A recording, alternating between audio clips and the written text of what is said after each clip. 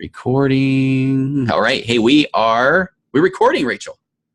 Wow. Hey, I know, Thanks right? for having me on. Are you kidding me? Thank you. The feedback from being on your show has just been overwhelming. And I did an intro today where I sounded like a super old man, where I was like, this whippersnapper, Rachel Nielson, had me on her podcast and on this Instagram thing, and I'm recording videos and she's putting little emojis on it. And it was just incredible. So, you have a nice following. Were you aware of that? Do you know that? Nice people, definitely. I feel like, so my podcast is 3 takeaways in 30 minutes for moms.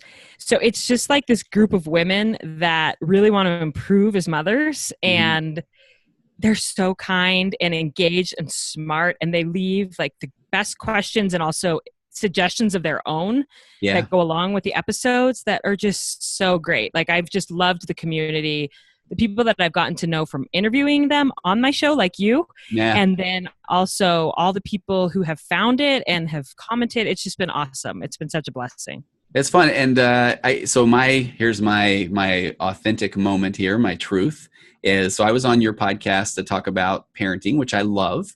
And you were saying, hey, is it okay to kind of engage with my followers on Instagram? And I was a little bit scared. I don't know why. I think I'm so used to that. You're going to get people that are telling you, hey, you don't know what you're talking about and all that stuff. So there's a part of me that's like, okay, I'm excited to find out the people that say nice things, but all right, I'm ready. I'm ready for all the backlash. But there was no 3 in 30 podcast backlash. No, and there's times when people challenge some of the points, but it's always so respectful and it's a conversation, and I love that. It's a great group of smart women who just want to be better. Yeah. So I asked Rachel to come on the virtual couch because, and quite frankly, when I did a little bit of a deep dive in your podcast, there are a lot of things that would make for a very good show. I mean, you have a lot of unique experiences. And so I asked Rachel in particular if she would be willing to come on and talk about her experiences with both adoption and in vitro fertilization, not knowing that, we've got less than an hour, and each one of those is probably a podcast in its own. Is that right? Yeah. Oh, like a book. Okay. There's a ton, but we can get the highlights for sure. Okay. And if we find that we are hitting close to the end, then hey, I'm not afraid to do a part 2, But before we even go there, can you give us a little bit of your background? I mean, when you run down through the about page on your website, I mean, there's all kinds of stuff on there. You were before my kids were born, I was a camp counselor for kids with disabilities, an international volunteer in an orphanage in El Salvador, a high school English teacher. I mean, that's a lot. Yeah. So I did a lot of really cool things before my kids were born. I love people. And so I never wanted to just take a job like flipping burgers, although I could have engaged with people in that job too. But I really wanted to be with people, serving and involved with them. And so I just always made that a priority. So even in high school, I did the camp counselor. So I went away for the whole summer in high school to be a camp counselor for kids with disabilities. And I did that for 4 years probably, and then went and did the service at the orphanage in El Salvador. What do you remember about the camp counselor? Out of curiosity, was that a good experience? Were there a lot of fun people to work with, or was it hard work? It was the best experience. I think any advice I have for parents of teenagers is get them involved in really meaningful service, not just service where they go to the service activity and they put together some little kit and then it's over. But getting them with the people. I mean, so being with these children and adults, actually, it was every week had a different theme and a different grouping of people with disabilities. And I just got to know a variety of people, all different abilities, disabilities.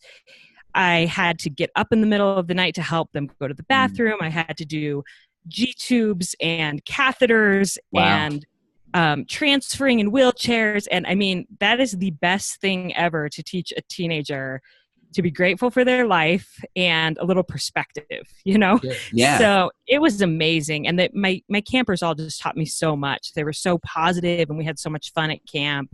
But I worked darn hard those summers. I bet. I mean, my guilt brain just said, "Hey, I made smoothies at a gym, and I didn't even always clean out the The blender. I apologize And to back in the day. Right? and that's okay too, but I just I wanted to do this. Like, you couldn't Yeah, force a kid to do this. It'd just be, sure. if they really have a heart for it, like, let them do it and Yeah. let them serve and get involved and see what a difference they can make. And that's a great point. So I do feel like that's one of those where, go back to the parenting episode we had, and if somebody's going to throw that out there, if a kid says, I would love to do something like that, or a friend is, and I have that interest, I feel like a lot of parents are going to maybe project a little bit. No, I don't know. It's a lot of hassle, or, have you really thought that through? Or, and so you're saying, please encourage that, right? Yeah. And even I think about the sacrifice it was for my mom, because my older sister and my younger sister actually did it as well. Wow. To let us go for the summer. And I'm sure she wanted us home and around. I mean, for the most part, we were good kids, and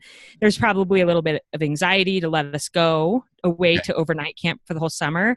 But she could see what a gift this was in our lives. So she let us do it, and it shaped who we are.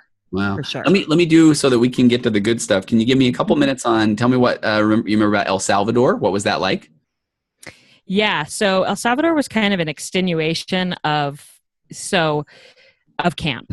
So I found out about a program in El Salvador that they worked at an orphanage for kids with disabilities and adults again. Okay. And so I had loved doing it in the United States. And so I went and did it in El Salvador for that. I went for a semester in college, and then after my husband, and I loved it. And then after my husband and I got married, we actually went back and lived at the orphanage for a semester, like right after we got married. The first. Wow.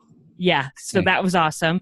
Yeah. And then went back every year after that for 7 years until our son was born. Wow. So we really got to know and love the kids there. Were you fluent in Spanish before then, or? No, and I'm still not, but I can get around for sure because of that experience. And I always joke with people, it's like kid Spanish. Like, I can ask people if they want to blow bubbles, or color or paint. Skill? Yeah. Yeah. I can get by, but I wish I had more fluency than I do have.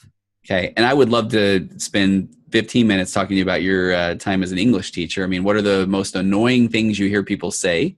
Are you a grammar junkie, or? People always are. They're worried. When they send me direct messages, they're like, "Sorry about all the typos," and I'm like, "I didn't even notice the typos in the direct message. I'm not looking with an editor's eye at a direct message in Instagram." But I think people underestimate how much work it is to be a teacher. So I do sometimes get people saying "Oh, you get summers off," right, and you get those type of things. But especially as an English teacher, my first year of teaching, I had 210 students. Wow. And high schoolers. So I had to teach them how to write, and I had to grade those essays, 100 or 210 of them. I mean, it took hours and hours. It was 60-hour weeks that first year of teaching, as I was learning how to do it and planning lessons and grading. And it was a ton of work, and I do miss it. I loved teaching, but I do not miss the grading. Okay. That I do not miss. Well, and I have to say that's one of those where my empathy meter went through the roof as a therapist the more I started working with teachers. And I will say that when they would talk about how much they were working and how stressed they were, and there was this part of me that was but you get summers off and you're done at 4:00. And it was, oh, no. I mean, I couldn't believe the amount of prep that was done, the grading. That's a lot. It's a lot of work. Yeah. It's just feeling that pressure that, I'm only in charge of the future of our country as I teach these kids how to read and write and do math. I mean, yeah. Okay. I can't teach them how to do math. No, that's something I can't. Okay. I that's why I became a therapist myself. There's no math in therapy. All right. So then you said, though, I love this. You said, after all my experiences working with children, long fight to become a mother, I truly believed I would thrive as a mom one day. I mean, did you have the kind of the classic growing up of I can't wait and playing with babies and that sort of thing? No, okay. But I wouldn't say I definitely knew that I wanted a career and I wanted to teach. And, for the first several years of our marriage, I was fine with it that babies weren't happening. I loved my job. I loved my career, and I hadn't always idealized it or played with all the baby dolls or anything. But a few years in, I was okay, I'm ready for this to happen. And it wasn't happening, which actually wasn't complete surprise because I'd been diagnosed with polycystic ovarian syndrome and endometriosis as a teenager. Okay. And so we knew that it was going to be probably a challenge to have a baby. So a few years into teaching, I was like, let's start trying. And we started the adoption process and infertility treatments at the same time. Wow. And just decided whatever works out first works out. Like, we want a child, and we don't care where she or he comes from. He or her. I'm the English teacher here. Right. We don't care where the baby comes from. Yes. Okay. And it was really important to me that I wanted to be able to tell that baby that it wasn't like they were a plan B. Like, it wasn't like we tried infertility forever and then were devastated and finally settled on adoption. Like, I know that's not really how couples feel, but at the time I just was like, I want to be able to tell that baby that we tried both at the same time and that we put it in God's hands what would work out first. So that's what we did. Yeah. And what was that? I mean, is that, and again, this is the part where I've worked with people who've adopted, I've worked with people who have done in vitro. What was that like, taking on all of the above? I mean, was that a lot of extra work?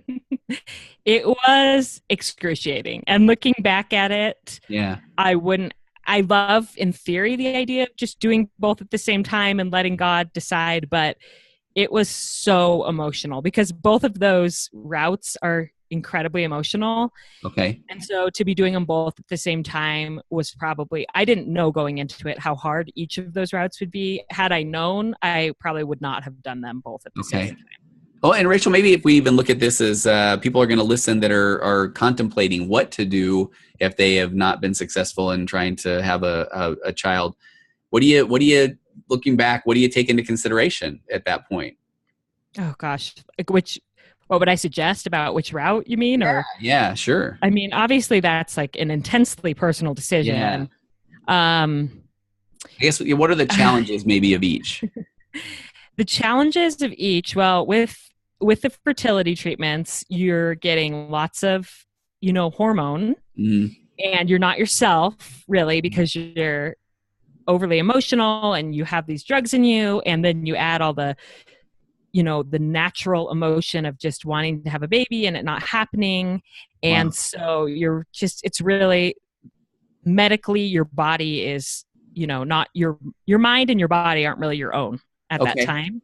Well, and I can think about when I helped a couple with the adoption process at one point, and there's a lot of paperwork, there's a lot of essays, there's a lot of, so now that you say that, all right, now we're locked in. So imagine that with a lot of extra hormones and maybe not feeling like yourself. And now I've got to fill out these essays and be ready for home visits and that sort of thing. Yes. So then with the adoption, there was all the paperwork and all that work. But even more than that, what was even more emotional that I don't think a lot of people necessarily know about is that we got contacts from birth moms who were considering us and then who decided not to place their babies. Either they decided to parent or they chose a different couple. Wow. So I hadn't been emotionally prepared for that, to be contacted, to get all excited, to talk to these birth moms, meet some of them, really fall in love with them and the idea of this baby coming at this certain time, and then to have it not work out. And that it's really common for that to happen with domestic adoption, with infant adoption. We had it probably a lot more than, we had like 7 or 8 birth moms contact us before my sons, which I think is really unusual. Most of my friends who've adopted have had at least a couple false starts. And those first few are so hard because you don't know to guard your heart yet. So you're just like all in. I say you've already, I imagine you've thought through their wedding and everything. Yeah. Oh yeah. Through both of these processes with infertility and adoption, I was writing letters to the baby. I'm a writer. Yeah. I'm an English teacher. Mm-hmm. And so I would write letters to the baby, and like when we got our first contact, it was actually a little girl who was 2 that the great aunt had her custody of her and was considering placing her for adoption. And so I had seen pictures of this baby. I had talked in depth with the great aunt, and I was writing letters to this little girl, you know, that eventually I would give to her, right? I mean, it seemed like such a sure thing. It really did. In the end, the great aunt chose to parent, and that little girl stayed in their family, which was totally her right, and was probably the best thing for that little girl in the end. But that didn't mean that I wasn't completely devastated and shattered, especially because that was our first contact. So I was just totally caught off guard by the whole thing. And so when you say the first few were extremely hard, do you remember a time where you felt like I have to start changing my relationship with my thoughts about this? Or was it hard to not? Yeah. I mean, I did. I definitely, the first one was the hardest. The first false start was the hardest. And then after that, I feel like there was a little bit more distance, and maybe even in a good way, maturity and respect, where I realized this is their choice, and I want it to be their choice. And so I have to respect that. Even with my son's birth mom, who I felt so good about her and that this was going to work out, that we actually even stopped the fertility treatments because I was tired of doing both. I was tired of my body being out of control, and I just felt so great about Katie. But I still recognized that this was her baby and that it was her choice. And we spent so much time together. Even I stayed with her the week before Noah was born because her parents were out of town. And even that whole week, I thought, like, this baby's going to be born any day. And if she chooses to parent, do I have the humility and the maturity to be okay with that, to love her anyway, to wish her the best, to, you know, all those things. I just constantly had to remind myself of that. And I really felt like I was in a place where if she had made that choice, I could have supported her in that. Even though I would have been really sad, I would have supported her. I feel like if this is and I appreciate that. I feel like this is as I'm kind of seeing what difference that the adoption piece looks like to in vitro. Now we, you know, if this is the movie version, now we're going to switch over to, and here's a scene where now what does the in vitro look like? So that's what, you know, we have a good picture of what the adoption process is like. What's happening then in the world of in vitro fertilization while this is going on? So I actually hadn't done in vitro. I had just done artificial inseminations, which is like the step before in vitro. And so that was, like I said, just with all the hormones and the drugs and the doctor's appointments. And in some ways, very similar to the adoption in that I would get my hopes up and then, you know, at the end of the month, find out that this wasn't happening. I also had an ectopic pregnancy during that time. So actually got the positive test and then it wasn't happening.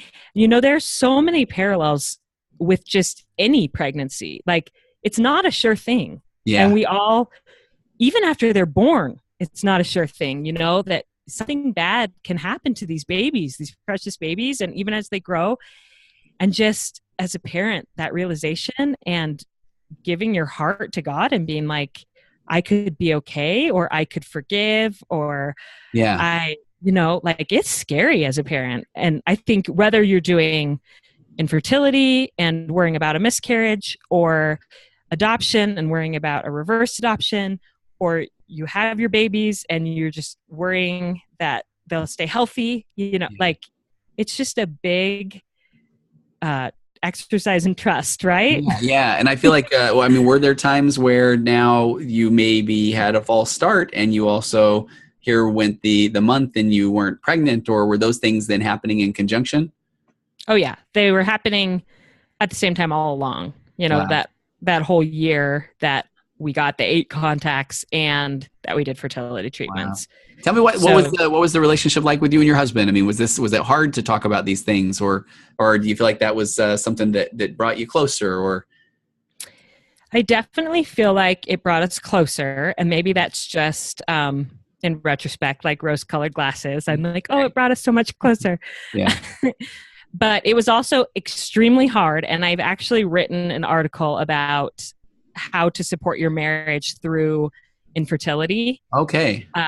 and I don't know if you have the ability to link things in your show notes or whatever. I will. Absolutely. Yeah, we will. Okay. Because my biggest advice there was a couple of things. First of all, that you can't expect your spouse to be feeling the same way that you're feeling, even though you are going through the exact same experience. Yeah.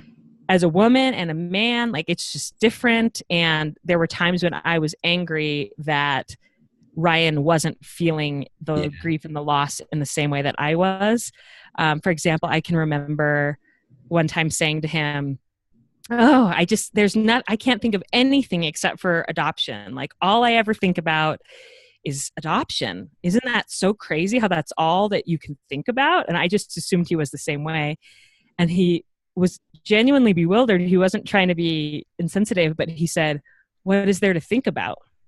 And I was like, what? Like, every minute of every day I was thinking, when are we going to get the next contact? What's going to happen?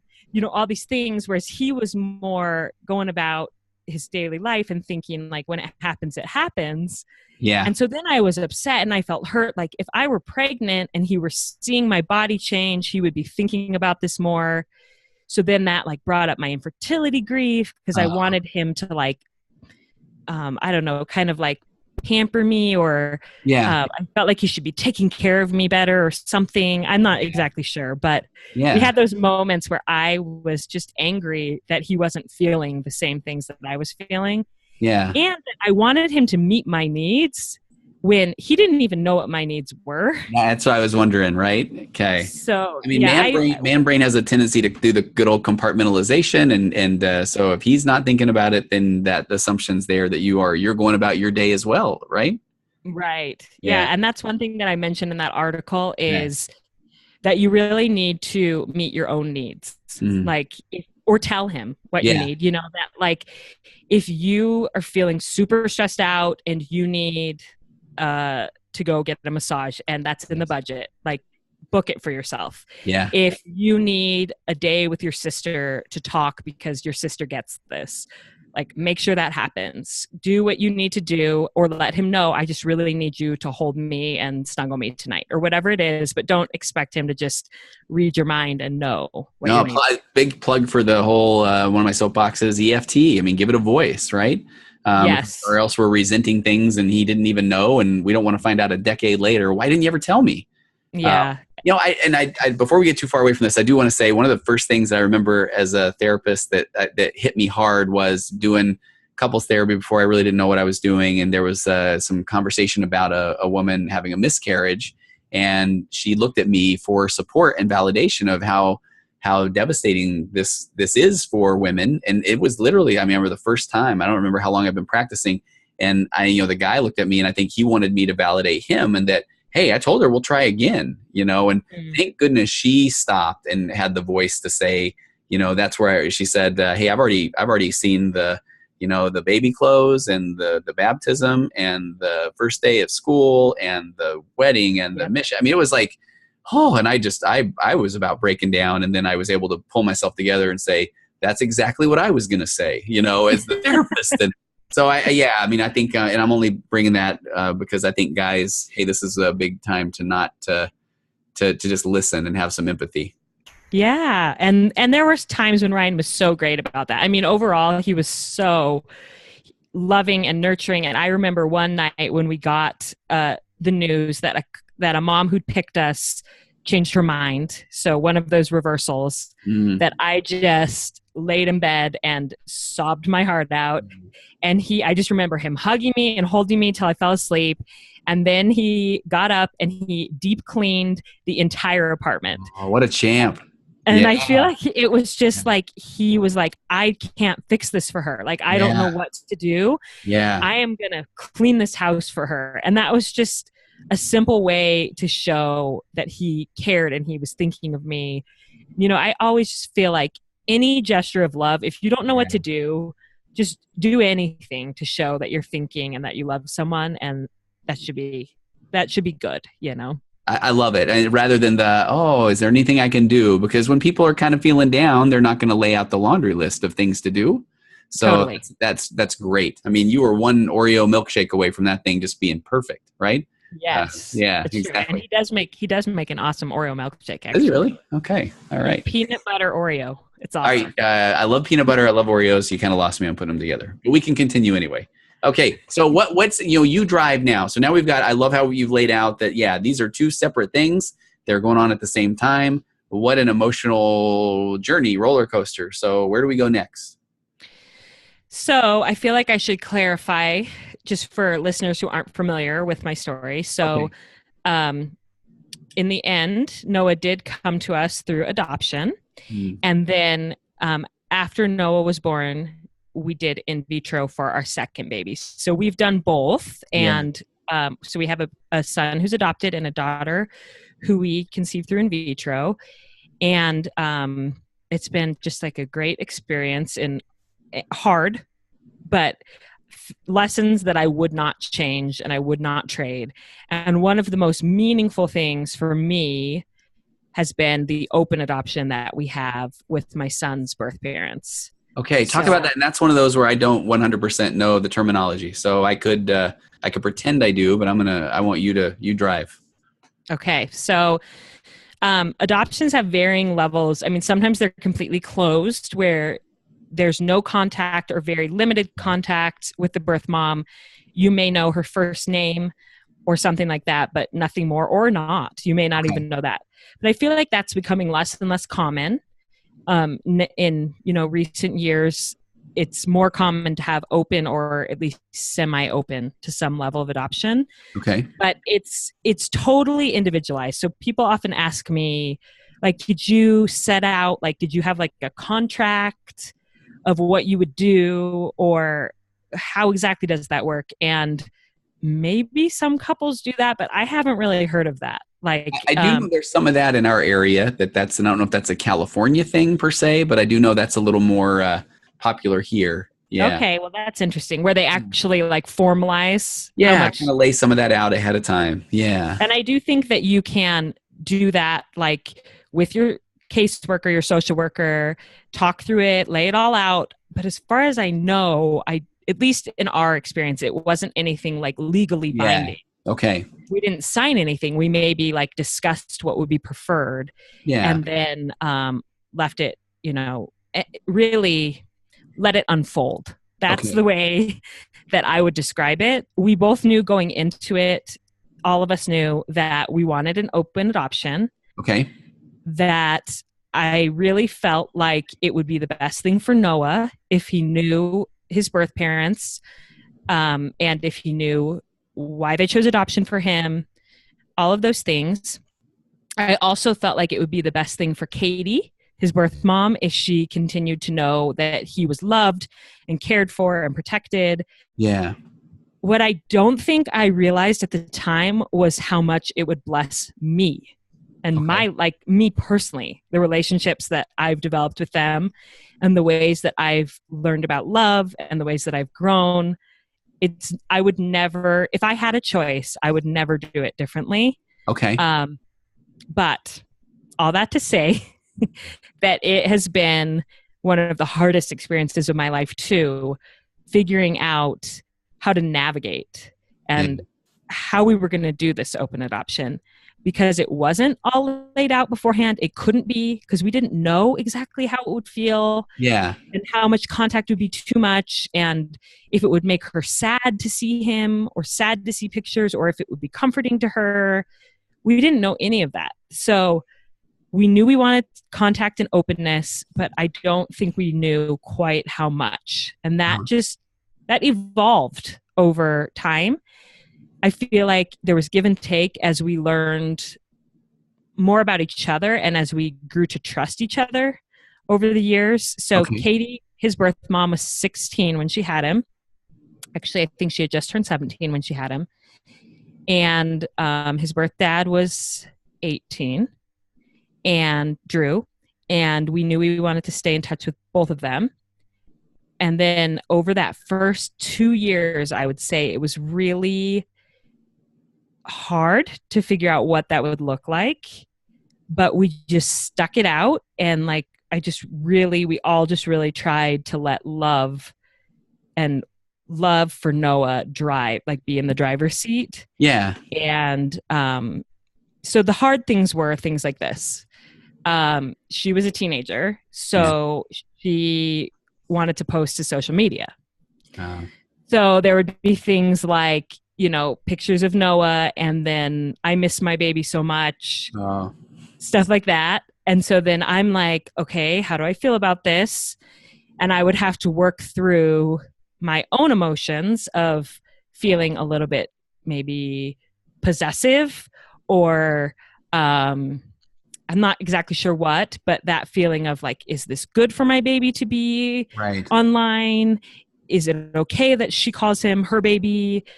How do I love her well, but also have these boundaries? But I also just recognized that she was a teenager and that everything that she was doing was developmentally appropriate, and that at her core, she just loved Noah. Like, that was just the bottom line. And she is so smart and so fun and loving and kind. And she actually came to visit. We had visits, and I never worried that like anything was inappropriate or that she was trying to confuse him in any way about who his mom was.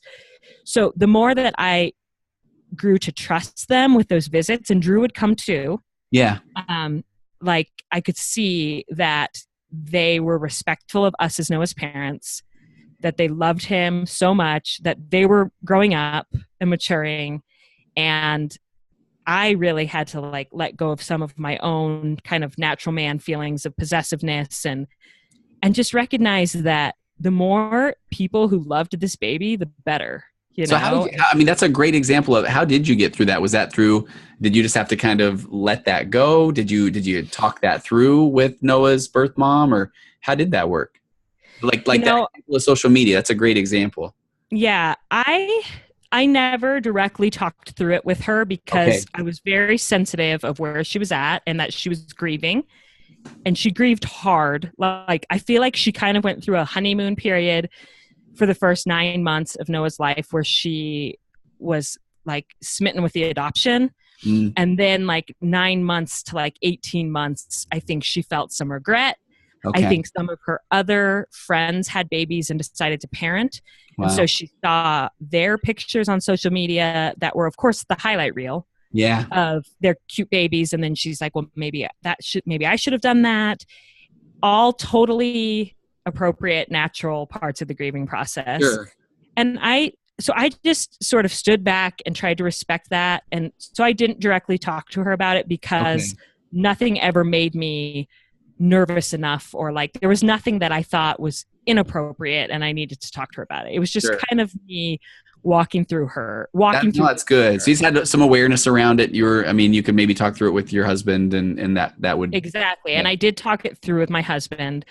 And the biggest turning point for me, and this is an experience that I haven't shared often, but I feel comfortable sharing, is that there was one night where I saw something that she'd posted, and I felt these feelings where I was just like, what do I do with this? Like, I felt possessive. I felt like, is she ever going to be okay? Did we ruin her life by adopting her baby? Is she like, I felt so many things, I just can't even describe all the things that I felt. And I just prayed. Like, I just got on my knees and poured it all out. And I remember saying to God, like, are we ever going to have a baby that's just our own, that we don't have to learn how to share and all these things? And it was the most direct, clear answer to a prayer I have ever gotten, ever. Wow. And I feel like I don't really get lightning bolt answers to prayers, except for with Noah's adoption. Like, my clearest answers have always been surrounding Noah's adoption. I just felt like I wasn't like I heard a voice or anything, but it was just like in my mind, it seemed so clear. The thought came to me, Noah is mine. He's not yours. He's not Katie's. He's mine. Okay. You are mine, and Katie is mine. And I'm going to take care of all of you. Oh, And I just remember feeling this peace and feeling like, what do I do for her? Like, I don't know, is seeing these pictures and these videos and all these things of Noah making this harder on her? Like, should I pull back? What do I do? I remember just thinking, well, I don't know what to do. yeah. And again, it was so clear, this thought that came that said, you know what to do. Just love her.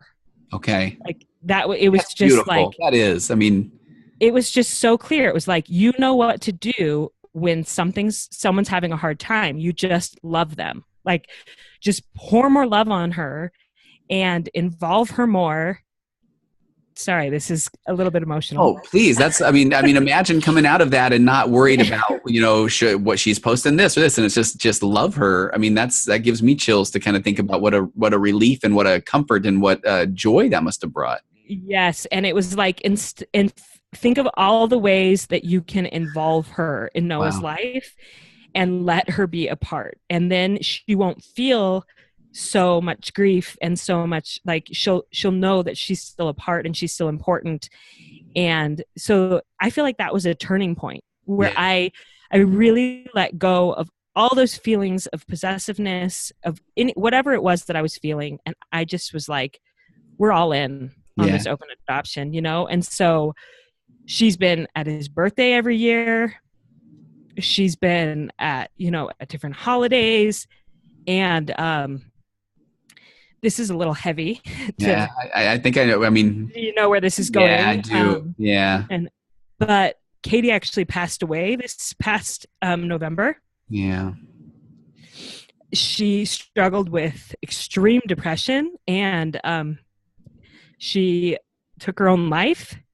And when I got that news, I was actually on an airplane. I was in between my two flights, and I just remember sitting on the plane and just crying, thinking how grateful I was that I had listened Yeah.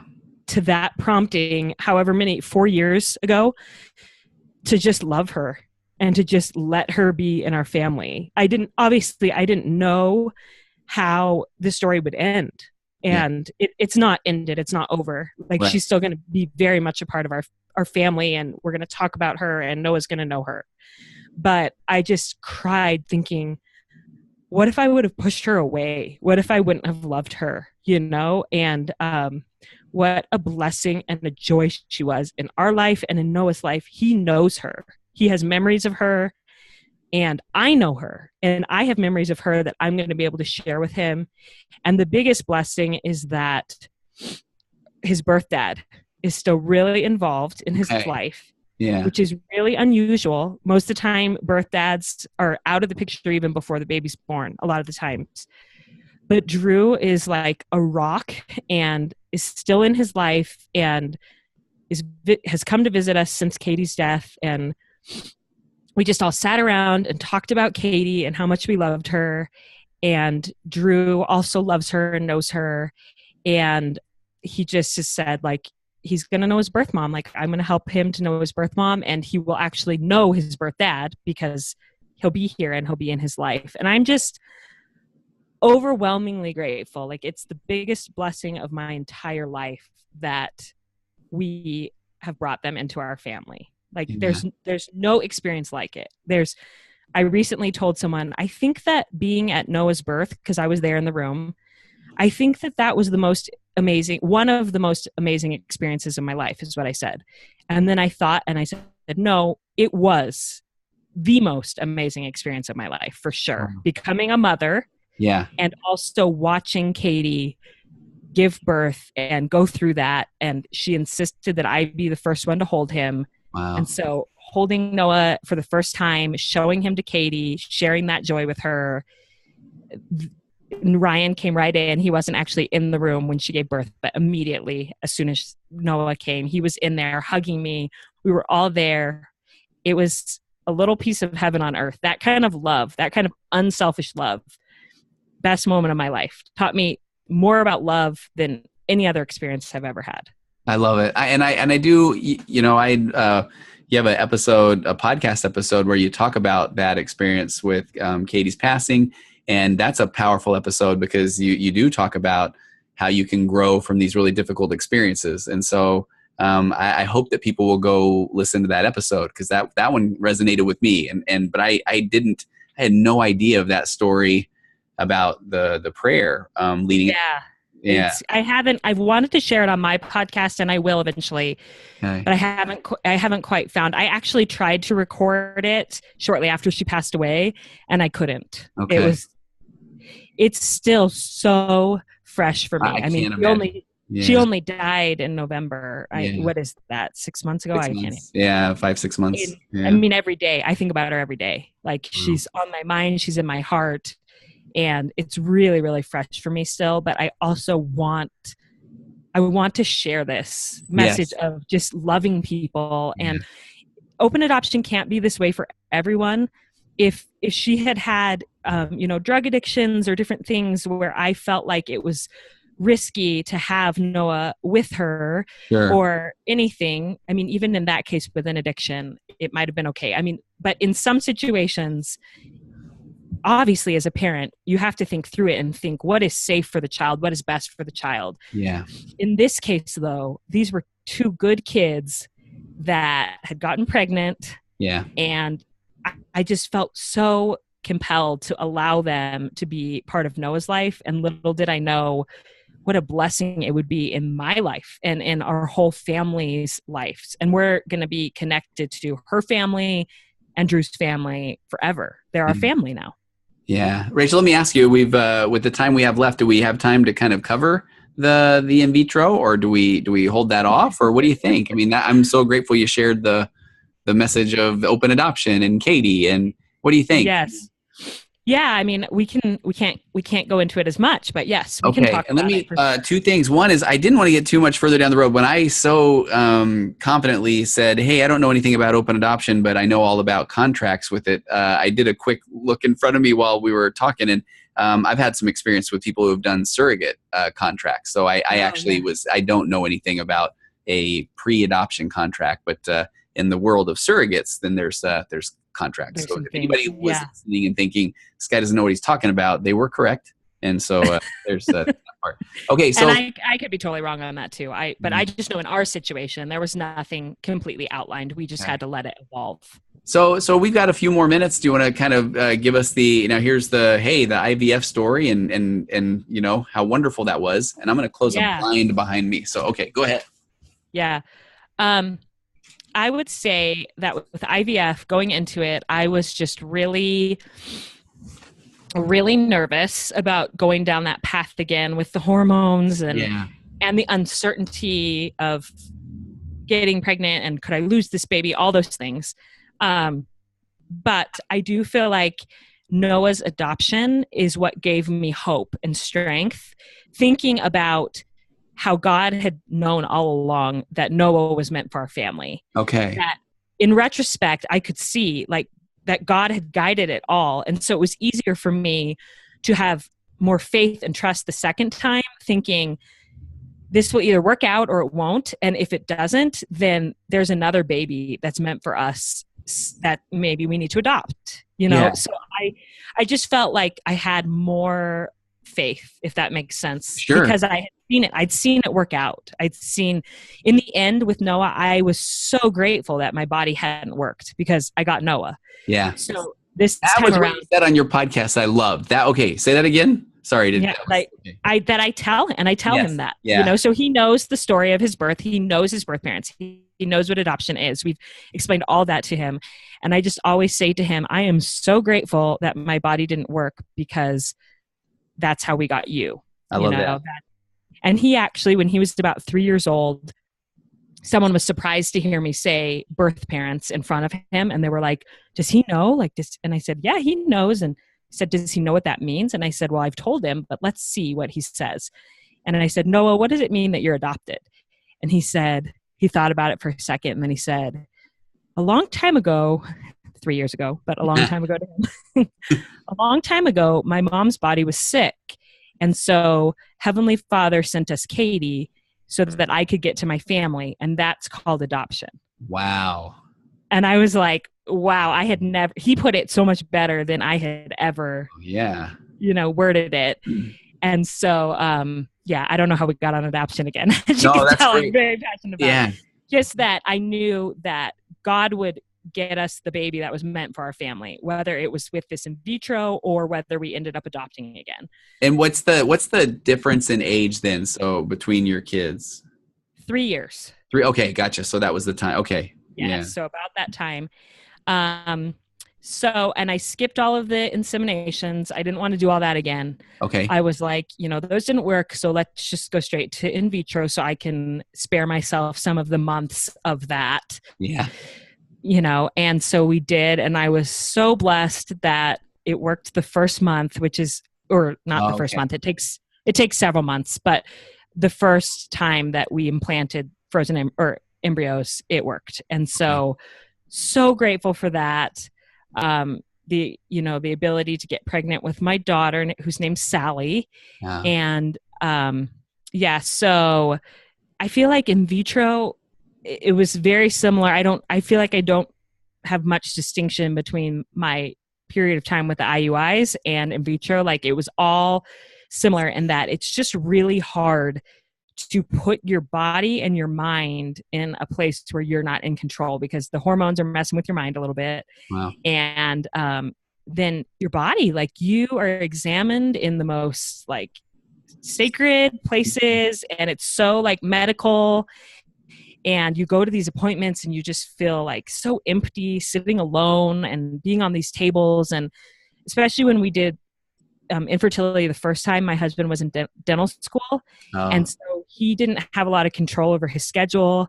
And so a lot of times I was doing all those appointments by myself. So it really just felt so lonely. Like this was just such a lonely path, getting these examinations and these doctor's appointments. And it was similar the second time around with in vitro, but I'm grateful that we skipped all the IUIs and went straight to the in vitro, and that my husband could be more of a part of it because he was done with school. Okay. And we got our Sally, and I feel like in some ways that was more straightforward than the first time. Although it was still so difficult, and we really hope to have a third baby, and I don't know which route that will take. Okay. But I'm dreading it either way. But I'm also like, look at all the beauty that came from both of these paths. And so I'm like, I can do it, right? Yeah. So that I just have to look back on these miracles. I think both of my babies are my miracle babies. Yeah. So I look back and I think, okay, hopefully I feel really strongly that there's a third miracle baby. I just don't know how that baby's going to get to us, but I think he or she will eventually. Okay. Right. That's the hope. Yeah. I have to ask really quick, was the pregnancy, I mean, did you get sick, or was it, I don't know, what was it like? Oh, I was so sick. Okay. I was so sick for the entire 9 months. Threw up the entire 9 months, actually barely gained any weight because I was so sick. And I have a couple of other friends who did in vitro and they had a similar experience. So I'm kind of like, maybe if your body like isn't quite, I don't know what, it would be interesting to know if other women who've done in vitro have had that same experience. I asked my doctor if there's any research on that, if women who do in vitro are more likely to be sick. And he said there's not really any studies, but that anecdotally he sees that somewhat. Okay. But even with all the sickness and all of that, I still think that it was a more straightforward road than adoption. And, sure. And did your husband did he get to pamper you? I mean, that was kind of where I was. Yeah. Okay. Yeah. Cause I wanted to be pampered the first time and didn't get pampered. Yeah. Yes, for sure. I mean, he had to take care of everything at least for the first like 20 weeks when I was the sickest. Wonderful. He just took care of everything and pampered me. Good. And then we had our miracle baby and she's here. And I feel like in some ways, as I was preparing for this podcast, I was thinking like, it was so painful. All of this was so painful and hard, but it does feel like kind of a distant memory now because I feel like I'm living in my happy ending. And that's not to say that it's easy, because it's not. And if people come over to my podcast, they will hear me talk about how parenting is a real struggle for me, much more than I ever thought or expected it to be. Yeah. Both my kids are super strong-willed. And so it's a challenge every day. but it is my happy ending, and that I got these 2 babies after all of that struggle, and they're here. And so it seems like kind of a distant memory getting them here, but like I said, we may be starting it again here in the near future. So I'm grateful that I got to record this and remind myself. No, me too. I am. And I was going to say, boy, what a cheesy way for me to say, hey, we'll have you back to find out, the big gender reveal on the virtual couch, right? Whenever that happens, who knows when that'll happen. Hey, so, all right, please go find your Rachel's podcast, 3and30podcast.com, or on iTunes or wherever you get your podcasts. And then, boy, I feel this pressure that I'll have to do something on Instagram. Oh yeah, with your when I keep up. So yeah, I feel too much. My pressure. Instagram and skills. It was so good, yeah. Even before we started recording, I was saying to Rachel, all the little things you put on there, and the I mean, I don't know, whatever. It was like you worked magic on that thing. It was beautiful. It was. Oh, well, thank you. Hey, well, thanks for coming on. I'm so glad, I want to have you back. You got some other categories that are I would love to cover, and I feel like here's why I do this in my therapy too. I'm always trying to say something very profound at the very end. At the very end, it's kind of like, well, all right, bye. That's right. So, I feel like that at the end of my podcast episodes. I never know how to end them, and I'm always like, "We'll see ya." Exactly. So then. Rachel Nielson, thanks for coming on, and bye.